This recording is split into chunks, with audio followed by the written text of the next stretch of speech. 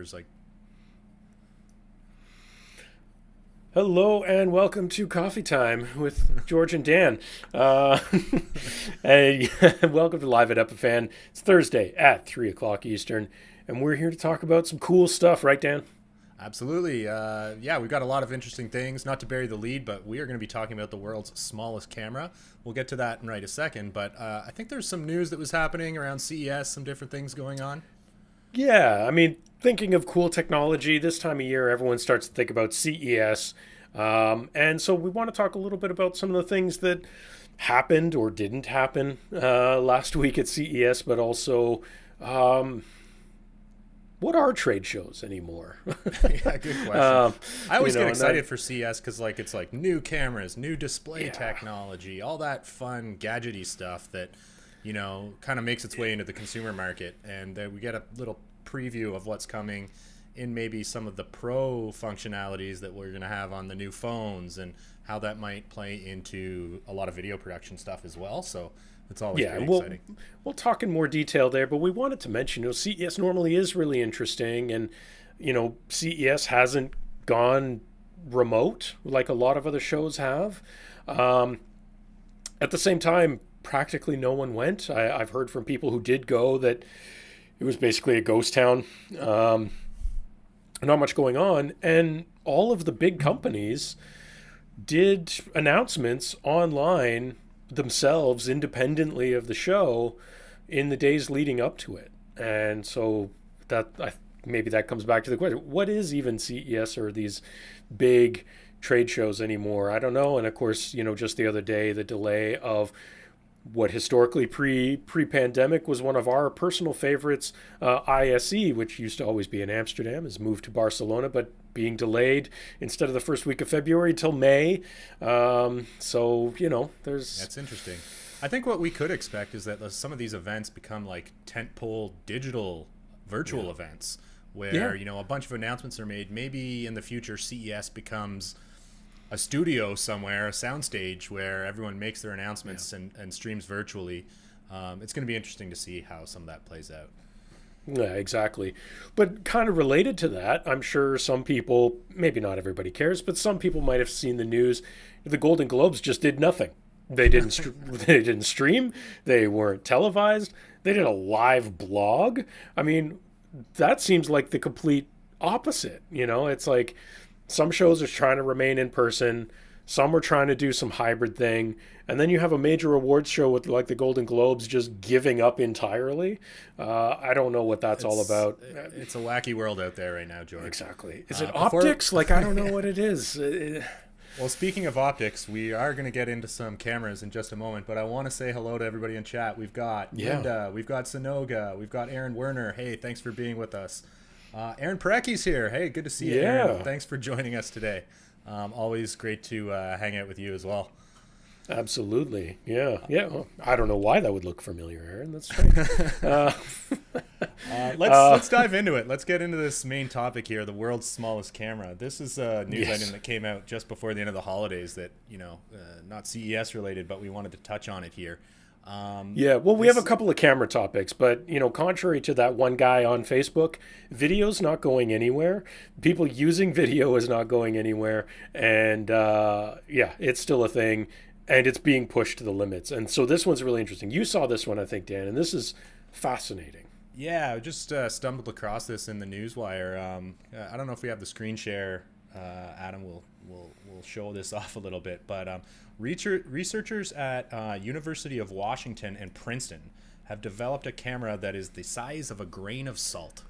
And there it is. You can see it like right on a fingertip. So this is actually constructed using, I think, silicon nitride, which, being silicon is a material that could, be compatible with other electronics. It's using 1.6 million cylindrical posts, which interact with light to produce images. Interesting.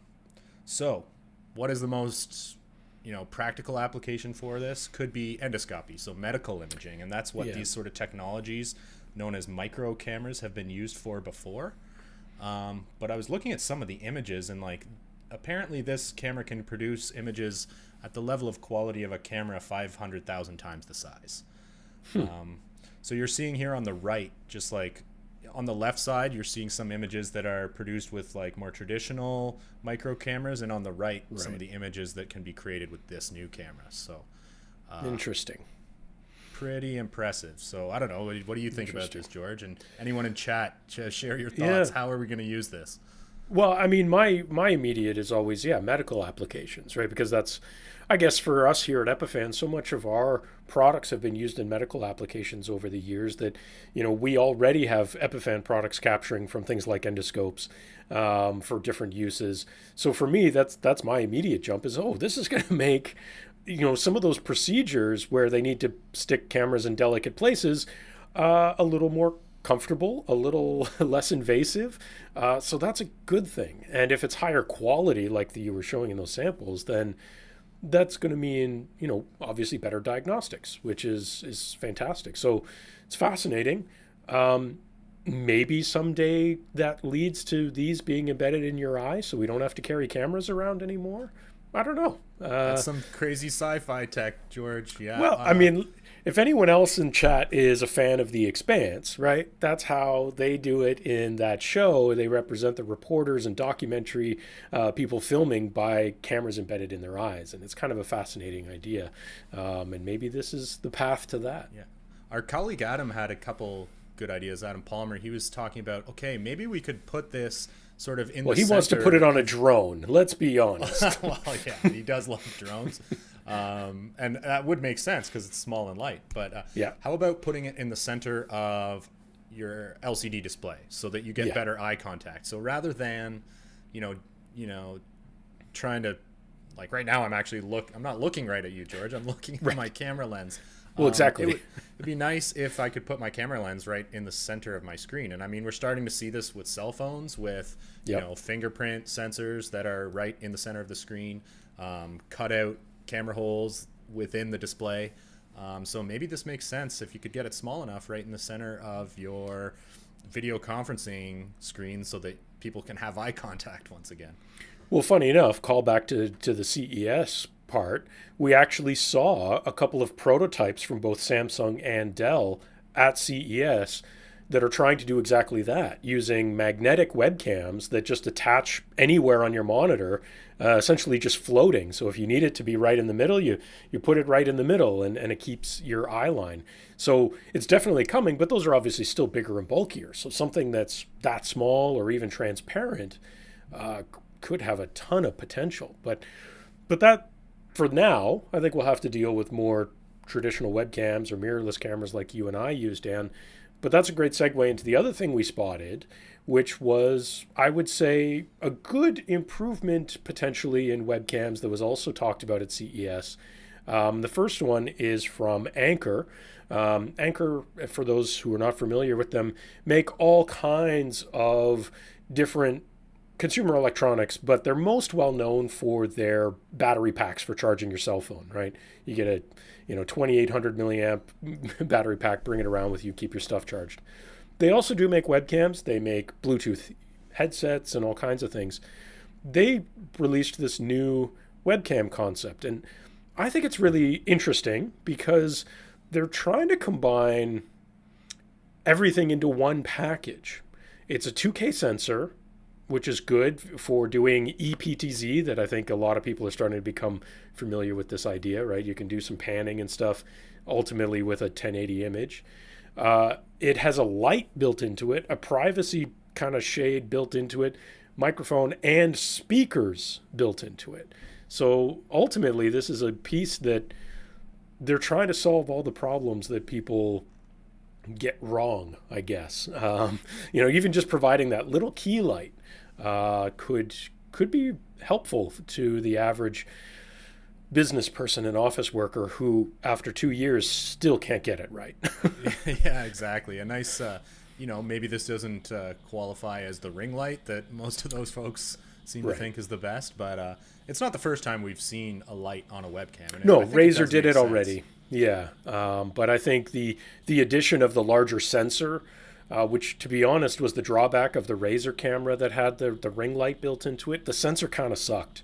So this, if the sensor ends up being any good, It has the speakers built into it. That's probably the first time I've seen speakers built into a webcam, meaning their intention is you could attach this to a smart device, like even a smart TV, that can run an app like Zoom or Teams and not need a computer at all. So there's some really interesting things here, what they're trying to do to do that. The webcam wars are firing up. Let us know in chat, for sure, anyone who's here, what's your favorite webcam? What's your go-to?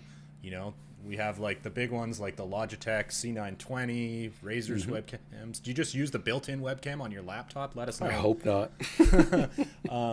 You know, speaking of trying to create the perfect formula for a webcam, this is Opal. Opal? And I don't know. I'll call it Opal. I don't know. Okay. This is their C1 webcam, and this is, if you read TechCrunch, it's destined to be the greatest webcam of all time because it's brought to you by the people who developed things like Beats by Dre and Uber. So so it's just going to get bought out by somebody else. That's what you're saying. But the idea here is to revolutionize the webcam and bring it out of the 90s and into the 90s, early 2000s, and into the new decade. Things like a larger sensor. I think this is a 7.8 millimeter sensor. It's got 4K, but the problem that most people realize when they plug this in is that your video conferencing apps don't actually support 4K anyway. So how is it taking advantage of that? It's using the crop as a zoom.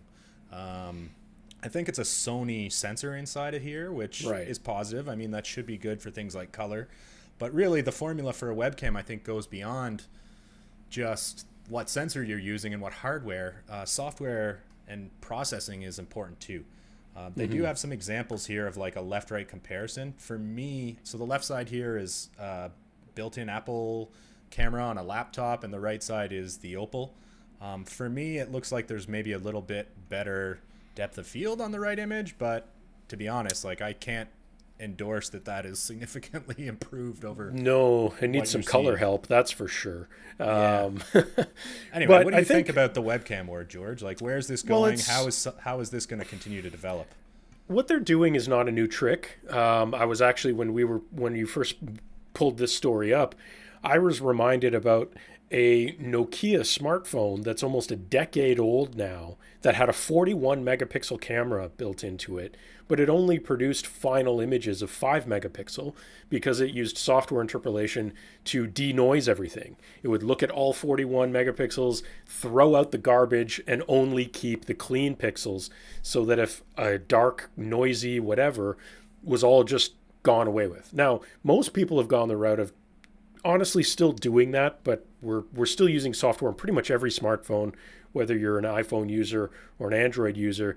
Everybody's doing something along those lines. They're claiming it's AI right now, but it's algorithms that are, hey, that pixel is just noise, let's chuck it out and make it better. You got the portrait modes to, do the whole bokeh effect and all that sort of thing. So that going into a webcam is also not new. There's a few that do that in software already. So I'm curious to see where this goes. Like if this develops, obviously if they improve some of the color and things like that, then it could be really interesting because it's also quite small, which is nice. But it is also kind of an interesting departure, right? Because we've seen other companies come out with products with larger sensors, which of course makes the webcam larger as well. So I'm curious to see where the direction goes. Do we stick with these small sensors to keep things compact and rely on software to fix it? Or do we want better optics and larger sensors, a la DSLRs of the past, to really get that high quality image? I think, my personal opinion, I think it's the software that's going to take things to the next level. You look at what's happening in the cell phone imaging world, it's Android and Apple battling it out for who has the best image processing software. And that means doing things like image recognition. I think the S21 Ultra could recognize when you're taking a photo of the moon and make some intelligent adjustments to get that perfect moon telephoto shot that includes things like image stabilization, which is necessary for that type of a photo. So, I hear that, Dan, but I raise you a Sony Xperia Pro Eye. Oh, okay. Sony Xperia Pro I. Tell me, Yes. why is this cell phone going to be the king of imaging? Well, because Sony, being, a camera company more than a phone company, decided to go all in on packing in the largest sensor into a phone, basically. It's a 1 inch sensor, essentially. It has a mechanical shutter. They're literally taking a mirrorless camera and smashing it into the phone and saying it's great. And by all accounts, reviews I've seen say that the images you can get out of this are absolutely incredible, especially for the camera nerds who love to play with exposure and shutters and all these things, because it has honestly traditional technology, but they've managed to squeeze it down into a phone that's still the size of your average smartphone. And it's interesting to me. I kind of like it. Would I buy one for well over $2,000 Canadian? No, absolutely not. I refuse to pay any kind of money like that for a cell phone. But I can understand where they're going with it. I definitely trust Sony from an optics perspective. So it's curious, and I'm wondering if this is, like I mentioned, that old Nokia phone. I wonder if this is a throwback to going back to that trend of putting in bigger sensors instead of only relying on software. I'm kind of on the fence, just like I am with the webcams there. But I will say, this and sort of its brother, there's another version of the Xperia Pro. Sony's doing some really cool stuff with phones. So the other Xperia Pro, the non-I, doesn't have quite as good of a camera built into it, much more of a typical smartphone camera. But they built it to double up as a field monitor. So it actually has an HDMI input. So imagine that, a built-in capture card on your phone. Yeah, that's That's amazing. got So some cool possibilities. you could be using your phone as like a field monitor with your pro camera. Yeah. So And all their marketing shows people plugging in like an A7S III into this phone, right? It's and so it's funny. You buy a $2,500 phone to be a field monitor for your $5,000 camera. It's a wild world. Yeah, well, Red has done the same thing, right? Like I think Totally. Red actually had a cell phone a couple years back that was intended to be like paired with their cameras, right? And had some sort of pro features and functions. So my question is like, are these even phones really first? It's almost like a mirrorless camera that happens to have phone-like features in addition to being In a way, yeah. So yeah, anyway, just really cool. The other thing that I thought was cool with that Pro iPhone is it actually has a mechanical aperture in it. Yeah. So you can actually see the fins, the mechanical fins in that lens, and you can switch from, I think, f4, open up that aperture, to f2. No other phone camera has that, so definitely a differentiator. And that's the big thing, right? We're seeing other phone companies that just build in multiple lenses and multiple sensors in order to accomplish that. Like, oh, you want, your macro. Well, that's a whole different lens and sensor than, and which is, it's another way of doing it, but I don't know. I think the camera nerds love the idea of the fine control, right? I mean, that's why so many of us enjoy using mirrorless cameras as our webcams, right? Yeah, absolutely. Shift gears a little bit. I mean, it's great to be taking high quality images, but if you don't have a way to display them, what does it matter, right? So one of the exciting things that we saw at CES was some new display technology. And I think one of the things that was kind of curious this time around was some of the different aspect ratios of screens, and some of the rationale behind that, which is kind of breaking us free of the traditional 16:9 landscape viewing mode. So tell us a little bit about what you saw here, George, that you found interesting. I'm old enough that back in my day, things came in a 4-inch monochrome green CRT. But of course, some of us are old enough to remember the CRT days, everything pretty much 4:3. And then LCDs came along and they started 4:3, but then everyone realized, hey, we can make these into any format we want.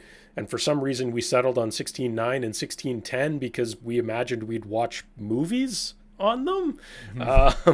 And then the past couple of years has been the dawn of the ultra wide, which I'm a huge fan of, by the way.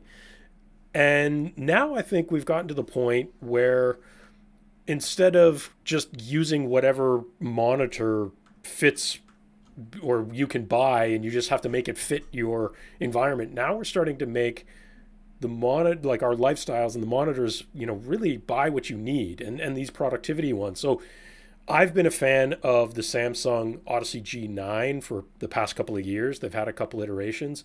The Odyssey Ark is what they showed at CES. This is a 55-inch curved ultra wide that, for the first time that I'm aware of, you can take an ultra wide and flip it vertically into a portrait position. And that ends up, since it's 55 inches, you end up with essentially three 32-inch 16:9 monitors stacked on top of each other, curved, coming up over. Like, this is productivity. This is where we need to be. Yeah, certainly. I mean, in terms of productivity, people do need more screen space.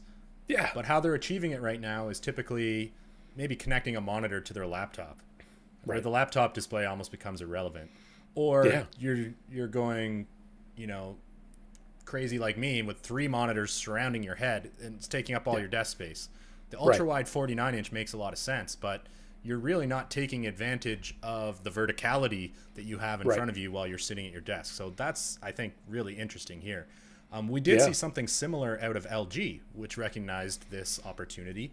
A lot less expensive. Yeah, and I think this might even make more sense. And this is their 16 by 18 aspect ratio monitor, which is really catering multitasking. So exactly, very productivity focused. Absolutely. And you look at the way that websites are constructed, it's vertical scroll, right? Yeah. So why wouldn't we have a monitor that takes advantage of vertical aspect ratio? Well, exactly. Like I said, I'm a fan of ultra wides, but I have it split in half with 2 different windows open on it, right? So I'm not really, having a single window on an ultra wide's kind of silly. So this makes sense as well. Admittedly, if I had those, I'd probably still end up with 3 of them. Yeah, having 3 of these would be pretty cool. Amazing. It would be amazing. I've also seen like a trend of people using like 40-inch televisions on their desk, like OLED TVs and things like that. For me, like, that doesn't make a whole lot of sense. Like, I think it's about finding the optimum blend of desk space and window space and resolution. Well, and that's where the curved ultra wides really help, is because when you have a flat giant screen like that, part of it is ergonomics and strain of you turning your head constantly to see the whole thing. Where with curved monitors, you if it has a decent enough curve, you don't need to do that. And so again, that Odyssey Ark, where it's kind of coming over your head, you don't have to kind of look way up. You can just kind of see it more in your peripheral because it's curving over you. So I think that's really cool, and it's fascinating, and to see. Certainly a trend to watch, and for folks like us who are producing content remotely, needing a lot of windows, there might be a lot of efficiency benefits to those aspect ratios. While we're on the topic of displays, I want to dip into some more artistic thinking here and some futurist thinking. Oh boy. I came across this company. This is a Japanese company called Atmoph, and what they are creating is like digital window frames that are basically for displaying artwork in your home. And what you do is you install these displays almost like windows that you would put on your wall in your house, and then you subscribe to their service, and they will push recorded content to your windows. Like, you subscribe to the content. Let me see if I can show any good examples. I thought this was cool. There's some hotel chains that are using them, and they're using them to like create experiences in their hotel rooms where you might be looking out and you're looking at, I don't know, Times Square or Niagara Falls or some other interesting location, and the content is just on a seamless atmospheric loop with even some, like, the screen has, I think, some basic some like speaker technology in there that is creating some ambiance for you. I can kind of see how this might have percolated in Japan, where they have so little indoor space and live in smaller homes typically, and they want to create an experience of living in a larger space. And then there's also some tie-ins with brands as well, like Star Wars. And I saw, this is a popular video game called Death Stranding, and they've like taken worlds from the video game, and you can display Right. them in your space or in your office. So I just thought this was neat. And I think we could see things like having a live stream onto interior home displays. I don't know. What do you make of this, George? Where is this kind of thinking heading? I mean, it's interesting. I mean, I'm not a huge digital art person myself, but I get it. I think I get it, and it's interesting for sure. I don't know that I would ever buy it. I don't know that there's a space in my home where I would want to use them, but I think I understand it, and they do look nice. They're clean. They're simple. Kind of works well, and yeah, I'm in favor of multifunction things, right? So, I mean, I can turn on my TV and my Chromecast shows a photo reel of art and pictures and stuff like that too. This is not that, far off, other than it's a specific format, size, so that you can mount it artistically, not just display art on it. So that I do kind of understand. It's curious to see how that goes. And of course, we keep seeing year after year transparent displays that might just embed into our windows that do this stuff. And so there's a lot of things, I think, along those lines. My big question, and maybe Samsung answered this question, can I put an NFT on it? Okay, yeah, that's interesting. And this kind of ties in, I think, actually, is like, where does the artwork come from? Right? And who's creating and developing the artwork and monetizing it? That's the play here, right? Right. They're monetizing a subscription service, right? But what if I just want to display art that I own? And maybe that's through an NFT, maybe that's through some other medium. But Samsung tried to tackle this by building in essentially a path to display NFTs on their newer smart TVs. And purchase. That's the key. And purchase. Yeah. I don't think I want to go down the rabbit hole. Yeah. You talked about NFT. For those in our audience who are not familiar with NFTs, non-fungible token, it's essentially a proof of ownership of a piece of digital work. And it's using blockchain technology to verify ownership of digital artwork. And, the big story was when Beeple sold his Everydays for like $50 million as an NFT, and boom, the industry is exploding now. It's ridiculous. We're going to start to see major brands like Samsung try to tap into the NFT craze that is happening right now. We're seeing a huge chunk of the gaming industry start to try and build NFTs into games and all kinds of silly things. I'm not there for it. That's not my jam. I might play with crypto, but not like that. So it's, I don't know. I mean, it's curious. It's interesting to see. And is what Samsung's doing, is that the step that brings it to the mainstream, right? Like, if you're into NFT now, like, what do you do with it? And, whereas this is a bridge into actually doing something with it. I see Aaron here. If you're nice absolutely, Aaron. Absolutely. One of my favorite things is, some guys out in BC who some of you may be familiar with, some of the guys at Linus Media Group, but one of their channels, they do their news, and they're constantly picking on NFTs and talking about how they're dumb. So they always have some nice jokes around that. But is this the same thing as when, 2012 people are laughing at Bitcoin, and now a lot of the people who are laughed at are rich? So totally. I'm not one of them. I could have been, but I'm not. Who would have thought, webcams would be what we're talking about in 2021?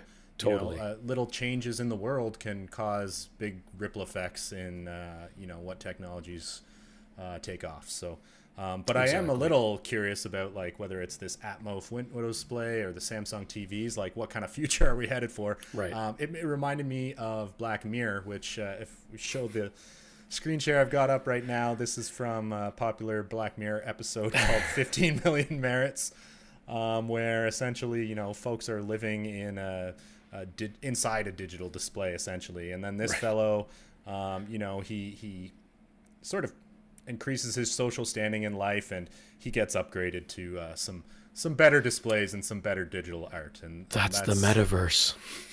Yeah. So it does raise the question of, like, where is this heading, and what do we actually want here, and what universe do we want to be living in? But yeah, maybe life does reflect art. Who knows?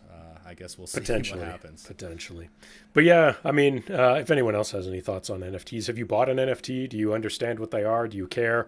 Throw it into chat. We're curious. Obviously, Aaron knows he's always on top of all this tech, and he put that in quotes. So whether that's his opinion or just the opinion he has seen around is a good question. But I kind of agree with it for now. Don't worry about it. Yeah.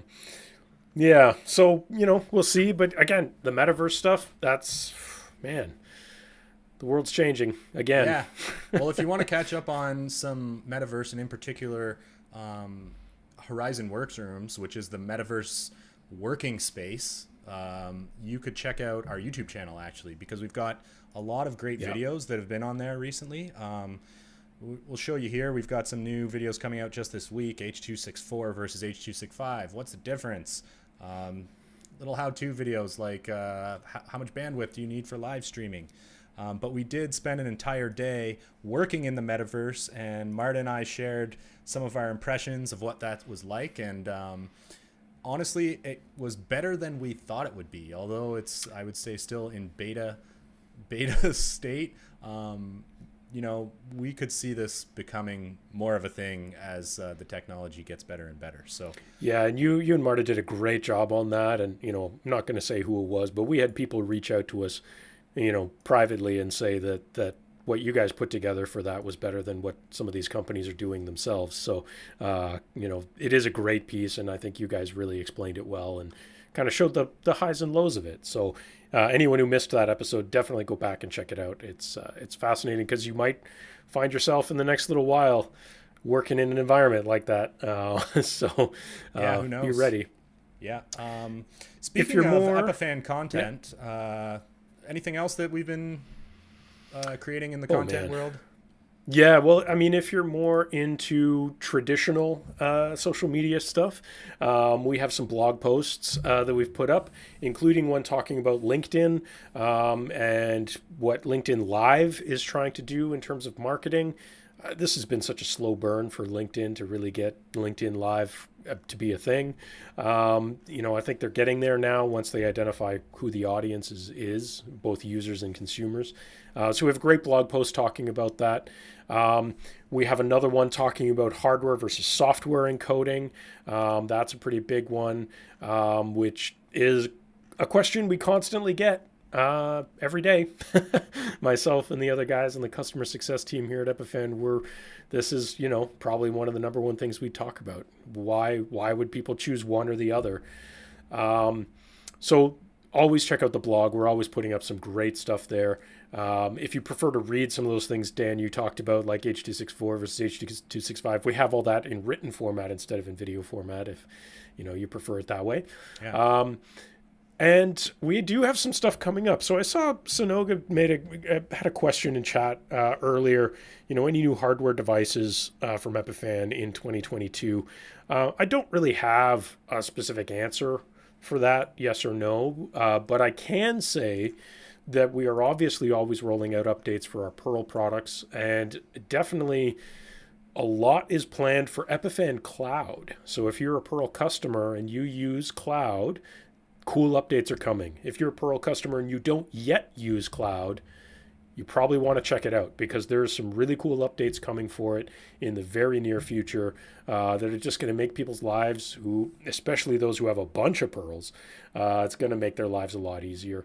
So, definitely keep an eye out for that. And like I said, if you haven't played with Cloud yet, I do recommend doing that. And if you do want to learn...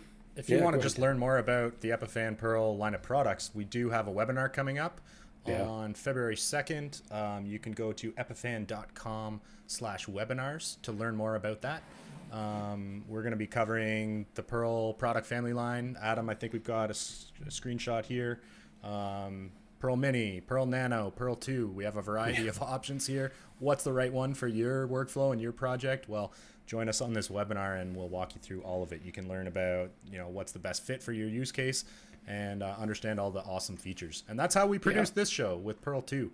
On the topic of hardware versus software, why not use both? We're actually using, George and I are streaming SRT from our home offices to our studio where a Pearl 2 ingests those sources. And then I'm actually streaming the screen share today from OBS right on my desktop computer.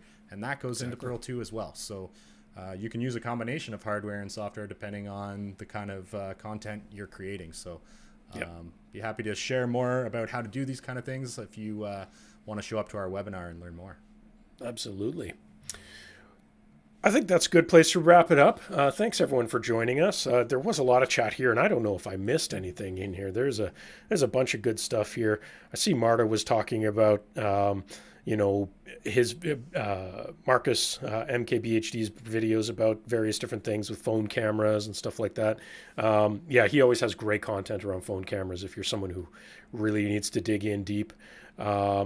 Earlier Aaron Parecki was saying the webcam and the M1 Max are not half bad. That's true. Webcams built into laptops are improving. I still think that the form factor of laptops mean that the angle and positioning of them is still hot garbage, but the cameras themselves are getting better. That is true for sure. So really appreciate everyone joining us today. Thank you so much. Yeah, and shout out to Aaron Parecki. If you want some good content, check out his YouTube channel, youtube.com/Aaron2As. Well, we'll drop the link in chat. How about? or just search on YouTube Aaron Parecki. He's got a lot of great content and staying on top of a lot of the trends as well. So for sure, nice to see him here today as well. Yeah, so we're here every other Thursday doing the Live at Epiphan show, 3 o'clock Eastern.